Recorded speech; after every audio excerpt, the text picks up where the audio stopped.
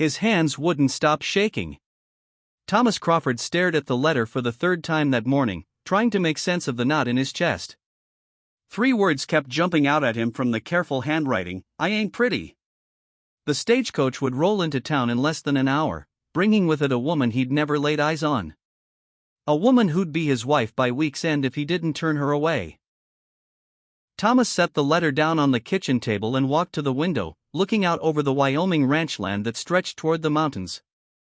8 years he'd live alone in this house. 8 years since Margaret died, bringing their stillborn son into the world. 8 years of silence, so thick it pressed against his ears like cotton. He was 42 years old and felt every day of it in his bones. The ranch was doing well. Cattle prices were up. The grass was good, and he had reliable hands working for him. But prosperity meant nothing when you ate every meal alone and went to bed in a house that echoed with emptiness. His sister Emily had been the one to finally break through his stubborn isolation. She'd practically forced him to place the advertisement in the Missouri newspaper. "You're dying by inches, Thomas," she'd said. "And I won't watch it anymore." The advertisement had been simple. Rancher, widower, seeking honest woman for marriage. Must be of good character and willing to work. Wyoming territory. He hadn't expected much response. Who wanted to come out to the middle of nowhere to marry a man they'd never met? But the letters had come, a dozen of them. Most he'd thrown away after reading the first few lines. Women wanted to know how much land he owned, how much money he had, whether he'd buy them dresses from San Francisco. Then came Sarah Mae Jenkins's letter. It was different from the start. No questions about money or land. Instead, she'd written about the garden she kept behind the boarding house where she worked. She'd told him about a bird that nested in the eaves every spring and how she left out seeds for it. She'd asked him if Wyoming had fireflies because she missed them from her childhood. Small things, real things, things that made him smile for the first time and longer than he could remember. They'd exchanged 6 letters over 3 months. With each one, Thomas found himself checking the mail more eagerly. Sarah wrote like she talked, he imagined, direct and honest with a dry humor that caught him off guard. She'd asked him real questions. What did he regret most of his life? What made him laugh? If he could go back and change one thing, what would it be? And she'd answered the same questions about herself. She told him about losing her parents young, about working since she was 14, about the loneliness of watching other people's lives while feeling invisible in her own. Thomas had found himself being more honest in those letters than he'd been with anyone, even Margaret. He'd written about his failures as a husband, about how he'd been so focused on building the ranch that he'd forgotten to build a marriage, about how Margaret had been beautiful and kind, and how he'd somehow managed to make her lonely even when they were in the same room. He'd promised himself that if he ever got another chance, he'd do better. He'd be better. But now, this letter, it had arrived yesterday, and it had kept him up all night. Sarah's handwriting had been shakier than usual, as if her hand had trembled while she wrote. Mr. Crawford, it began formal after months of using his first name. I need to tell you something before I arrive, and you have every right to send me back on the next stage if you choose. I ain't pretty, sir. I'm plain as a fence post, and that's being generous. I'm 34 years old with brown hair that won't hold a curl and a face that's easy to forget. I know you never asked what I look like, and I appreciated that more than you know, but it wouldn't be right to let you think you're getting something you're not. Thomas had read those words over and over, feeling something twist in his gut. But it was what came next that had really struck him. I'm telling you this now so I won't have to see disappointment in your eyes when I step off that coach. You seem like a good man, Mr. Crawford. And I'd rather remember you from your letters than see you try to hide what you're feeling. But I need you to know something else, too. I can cook, sir. I can cook better than anyone you've ever met. And I know what it means to be invisible. I know what it means to be the person nobody notices. Maybe that's what you need. Someone who won't expect much. Someone who will be grateful for whatever kindness you can spare. The letter had ended simply. I'll be on a Thursday stage. If you're not there to meet me, I'll understand. Sarah Mae Jenkins. Thomas picked up the letter again, running his thumb over her signature. His first reaction had surprised him. He felt disappointed, yes, but not because she wasn't pretty. He was disappointed because she thought it mattered, because someone had made her feel like her only value was being useful, being invisible, being grateful for scraps.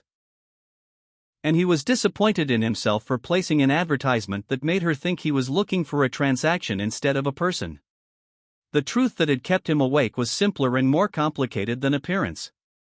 He'd been looking forward to meeting her. Not the idea of her, not just a wife, but Sarah.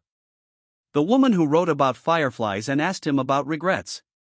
The woman whose letters had made him feel less alone for the first time since Martyr died. And now she was coming here believing she had to apologize for her face. Thomas.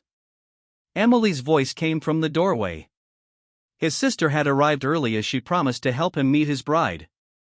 She was 50 years old, sturdy and practical, with gray streaking through her brown hair. She'd been widowed herself 10 years back and had no patience for foolishness. You ready? I don't know what I am, Thomas admitted. He handed her the letter. Emily read it quickly, her lips pressing into a thin line. Lord have mercy, she said quietly. Someone hurt this girl bad. I know you thinking of turning her away. Thomas looked at his sister. Are you out of your mind? Why would I do that? Emily's expression softened. Good, because if you did, I'd have to knock sense into you. Come on. Stage will be here in 30 minutes. She paused at the door. Thomas, just so you know, Margaret was beautiful and you failed her anyway. So maybe try seeing if someone's heart is pretty instead of their face. The words stung because they were true. Thomas grabbed his hat and followed his sister out to the wagon. The ride into town took 20 minutes and he spent every one of them trying to figure out what he'd say. How did you tell someone that you weren't disappointed when they'd spent a lifetime learning to expect nothing else? The town of Clearwater wasn't much. A main street with a general store, a saloon, a church, and a handful of other buildings. The stagecoach stop was in front of the hotel, and there was already a small crowd gathering. News traveled fast in a small town, and everyone knew Thomas Crawford was collecting his mail-order bride today. The stage rolled in right on time, dust billowing up from the wheels. Thomas's heart was hammering so hard he could hear it in his ears. The driver climbed down and opened the door. A businessman stepped out first, then an older woman, then a young cowboy. Thomas was starting to think Sarah had changed her mind when one more passenger appeared in the doorway. She stood there for a moment and Thomas got his first look at Sarah Mae Jenkins.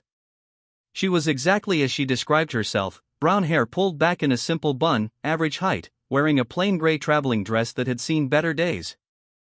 Her face was ordinary in every conventional sense, but it was her eyes that caught him.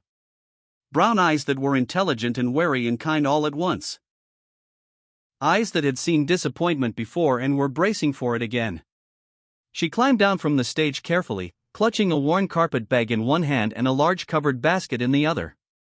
She looked around the small crowd until her gaze landed on him. For a long moment, they just stared at each other. Thomas saw her shoulders straighten, saw her chin lift slightly, like she was preparing for battle. She walked toward him slowly, stopping a few feet away.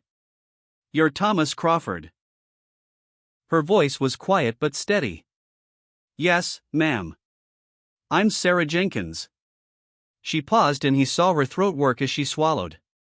The letter I sent, it wasn't to give you warning so you could refuse me. It was so I wouldn't have to see disappointment in your eyes when I got here. She met his gaze directly.